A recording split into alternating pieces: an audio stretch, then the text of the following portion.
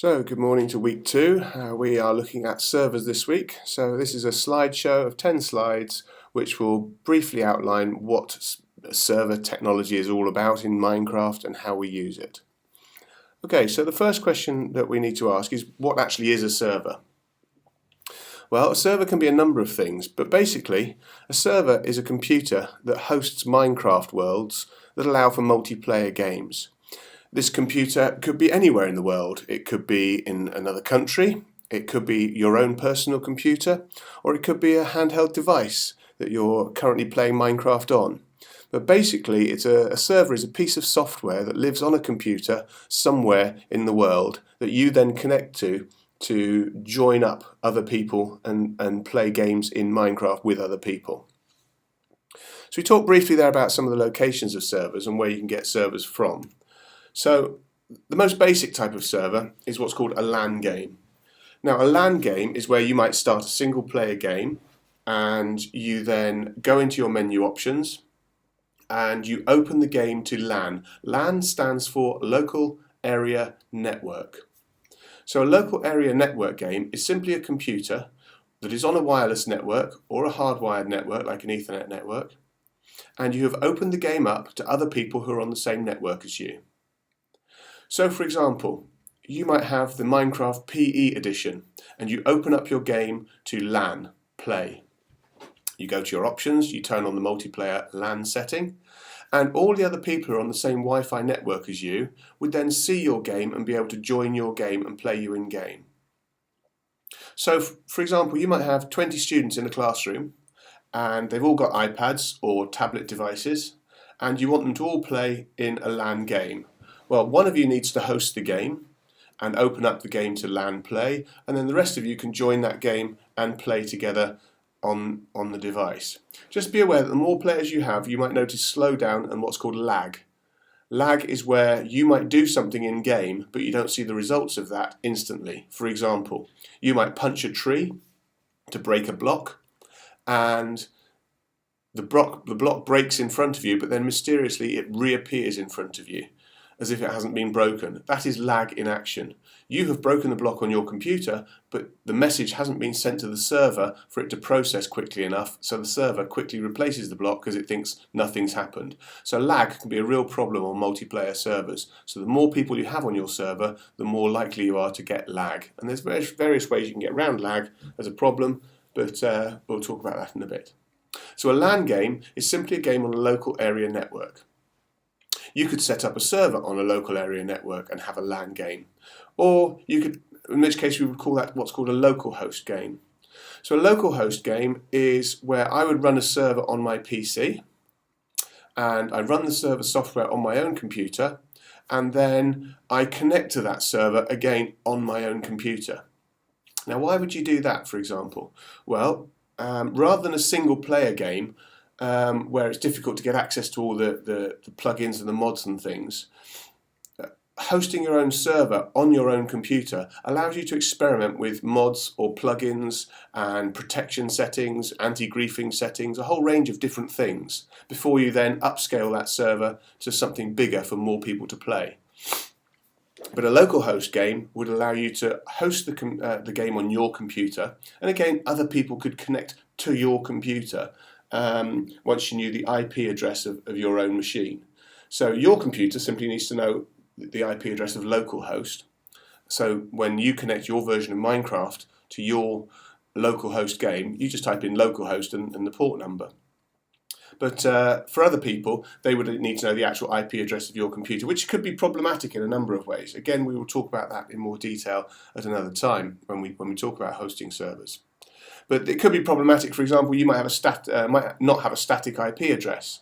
If you don't have a static IP address, every time you open up your server, it's going to have a different IP address. So obviously, people would need to know what that IP address was. So that can be one of the typical problems of running a local host game.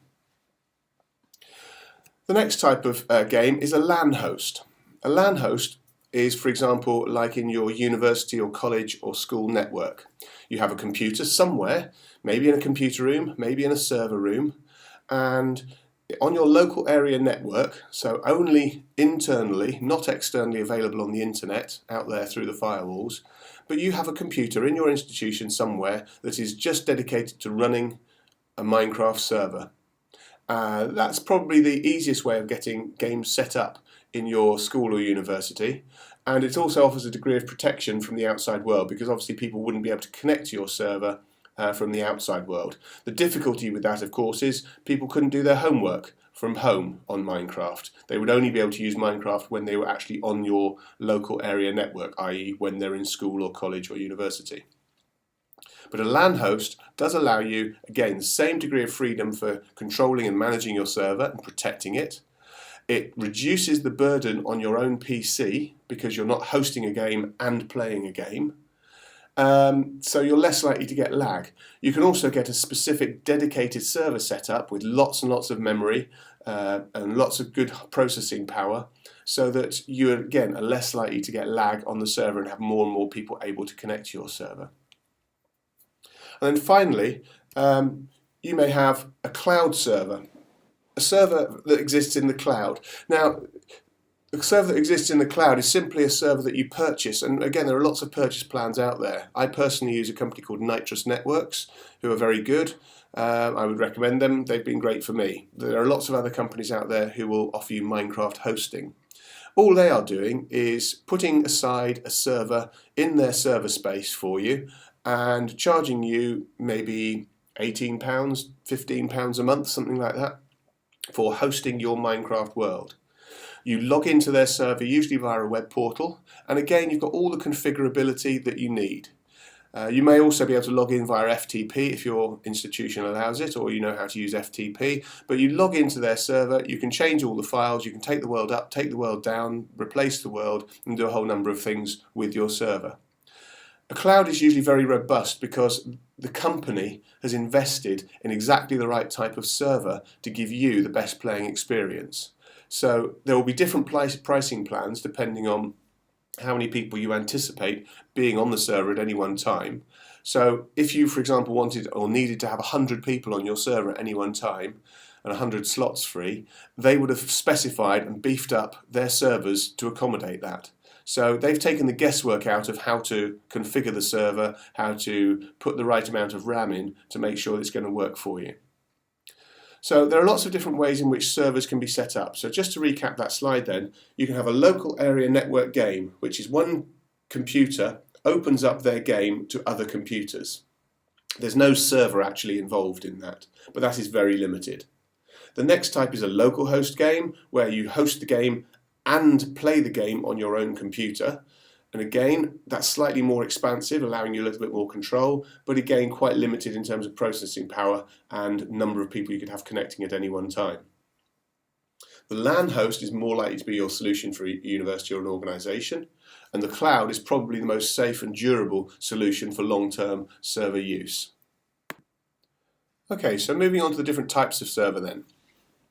There are many different types of server, and you can play lots and lots of different variations on a theme in Minecraft. But we'll start off with the basic one, a vanilla Minecraft server. When people talk about a vanilla server, they mean plain, boring old vanilla. The server that you download from Mojang, and it comes straight out of the box without any modification. It is a basic, unmodified, unchanged server. Very straightforward, and it's available from Mojang, as we've said.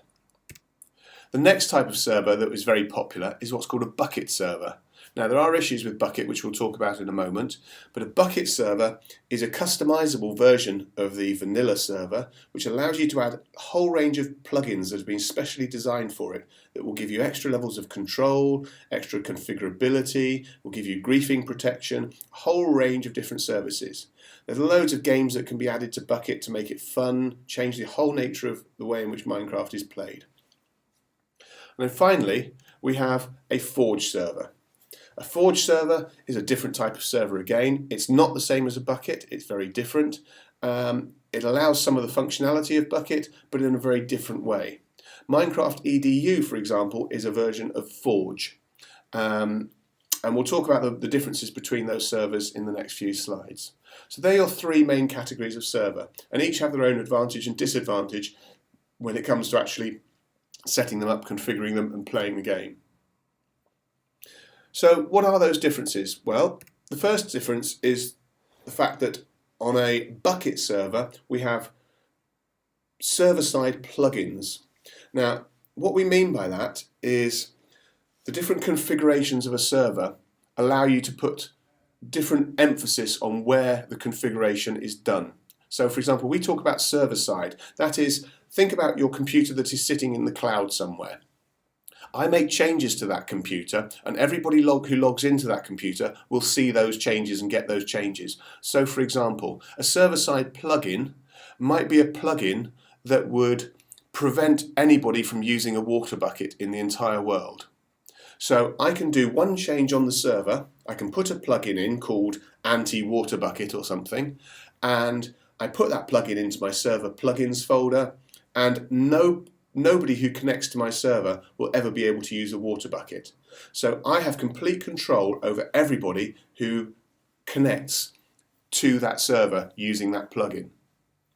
So some typical examples of server-side plugins are the Essentials pack. The Essentials pack of plugins allows you to do things like protect areas. So you can build a base, maybe at the spawn point, maybe it's an information point, and you can designate an area around that information point that is prevented from building, changing, destroying, creating from any of the players. So the players will go there, they can get information, they can walk around, but they cannot destroy that area. So effectively you've protected and ring-fenced your own buildings. So this is called World Guard, and this is part of the Essentials pack.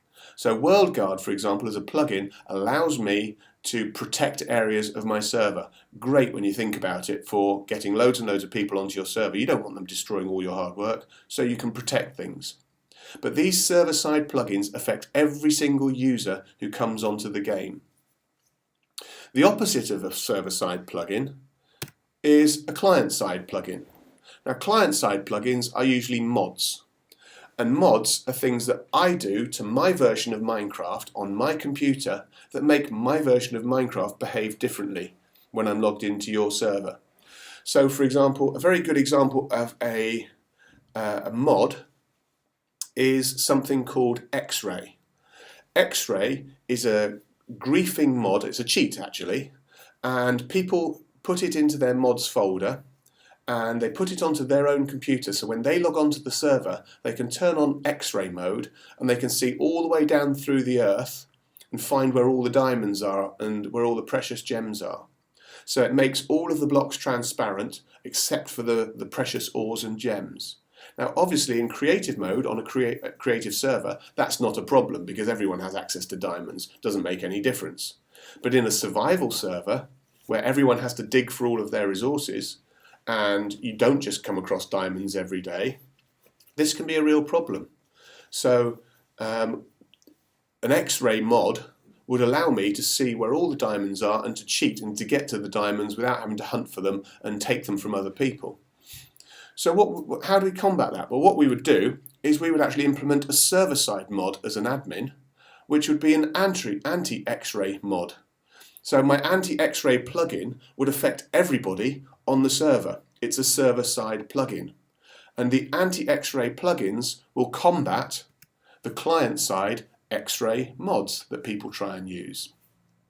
So you can start to understand a little bit how the things work. So we have server-side, which affects everybody, client-side, which affects just the individual client connecting to the machine. Other examples of client-side mods might be, for example, special mod packs that change the look of Minecraft for me. It doesn't make any difference to the gameplay, it just changes how Minecraft might look for me. So client-side alterations are quite common. As we said, Minecraft EDU uses a number of client-side modifications, and those mods are pushed out when you do your installs on your software of Minecraft EDU. So for example, in a class of 30 in a computer lab, you've installed Minecraft EDU onto each and every one of those machines, and each and every one of those machines has a number of client-side mods that enable it to interact with the Minecraft EDU server in the same way, which is why you can't just use ordinary Minecraft to connect to a Minecraft EDU server, because the client-side mods have not been done. So we're now going to move on and talk a little bit about where we get these servers from. So we're looking at Minecraft Vanilla here, for example. So Vanilla Minecraft, where do you get it? Well, if you go to minecraft.net and you've purchased Minecraft via minecraft.net, you will go to the download section of the minecraft.net website. When you've bought the game, you can see here I can download Minecraft for Mac OS X, because that's the version I'm using. But underneath there, we can see that I can actually download the server as well, or the server jar, Minecraft_server 1.81.jar, the jar file. And again, there's links on that page to the wiki article on how to set up a Minecraft server. I'm going to be covering that in another video, so don't worry about that. So if you want a vanilla server, you can get it from minecraft.net. Okay, the next slide shows us Minecraft Bukkit. Well, Minecraft Bukkit used to be fantastic. Minecraft Bukkit was this wonderful customized version of Minecraft that allowed people to plug in and do a whole range of different things. It was a developer community, it was very, very big, and it was created with the possibility of allowing multiple configurations and possibilities of changing Minecraft and the way it's played. The problem with Minecraft Bukkit, and I'm talking about it in the past tense here, is because Minecraft Bukkit is no more. The Minecraft Bukkit website you can go to, but if you try and download anything, you will get a message 451 unavailable for legal reasons. Late last year, around about October time, there was a DMCA takedown request for Minecraft Bukkit because it was decided in America that the way in which Bukkit code was written, it broke the copyright laws of the Minecraft product, and therefore a cease and desist was applied, and they could no longer distribute the Bukkit code. If you hunt around the internet, you can find the original Bukkit server. However, there is a solution, so do not fret, Bukkit is not all gone. Another organisation stepped up called Spigot MC, Spigot Minecraft. Again, it's not an official product, it's a developers community, and there are a number of ways in which you can download and install Spigot. So if you wanted to find information about Spigot, go to spigotmc.info. And you'll get to this page, and there's a wiki site, and there's an official Spigot site, and there's talkthroughs and step-throughs. Again, we will show you how to set up a Spigot server. The Spigot server stripped out the code which was illegal, recompiled it in such a way that enabled the developer community to recreate Bukkit servers with all the Bukkit functionality of plugins that is available. So it stepped into the shoes of Bukkit and replaced Bukkit effectively. And it's currently, at the time of writing this, it's currently the only real alternative to a Bukkit server.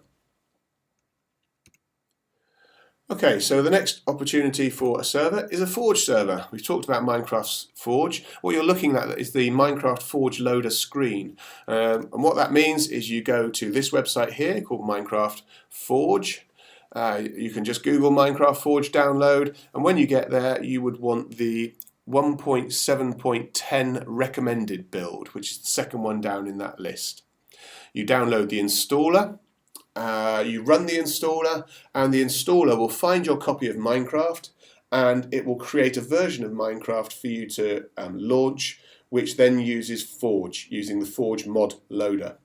And all that is doing is it's adding a mods folder to your Minecraft setup, which would then allow you to use customized mods and put mods into your version of Minecraft. So what does that look like, for example? Well, there you go, there's my Minecraft EDU folder, Minecraft EDU server folder, and we can see there's a mods folder with a whole load of mods in it that are sitting there waiting to be exploited and changed and used, etc. So that is what happens when you use a Forge server. It creates a mods folder, it uses a special type of server, and it puts that on your machine, and it will allow you to then put mods directly into your mods folder. So what does that look like from Minecraft EDU? Well, this is a screenshot of Minecraft EDU launcher, and you can see on the launcher on the left hand side there, there's a mods button with plugins, well, with 2 plugs, and you can see there that I've got some client mods installed called mod_gas. I don't have any server mods installed on the Minecraft EDU server at the moment, but I could do. So that's a very easy front-end interface on the Minecraft EDU launcher for managing your mods. You can import them from the web, you can switch to online mods and search for them on the internet. But very easily you can open up your mods folder and copy and paste your mods into there, relaunch the server, and then it'll install those mods in your game the next time you play. So to recap then, we have 3 types of server that we are going to be discussing this week. We're talking about Minecraft vanilla servers, which remember come from Mojang, and they are the official version of a Minecraft server, untainted, unmodified. We're going to be talking about Craft Bukkit and Bukkit servers in the form of probably Spigot and Spigot MC. And we're going to be talking about Minecraft Forge and Minecraft EDU and how you run Minecraft Forge mods for your server and how you install mods for a modded server.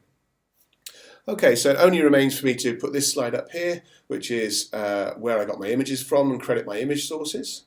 And thank you very much indeed for listening. So on to week 2, and I'll be releasing a video very shortly on how to install Java on your machine. If you haven't already done so, make sure you've got the latest version, because for working with any kind of server you need the right kind of Java and the right kind of server.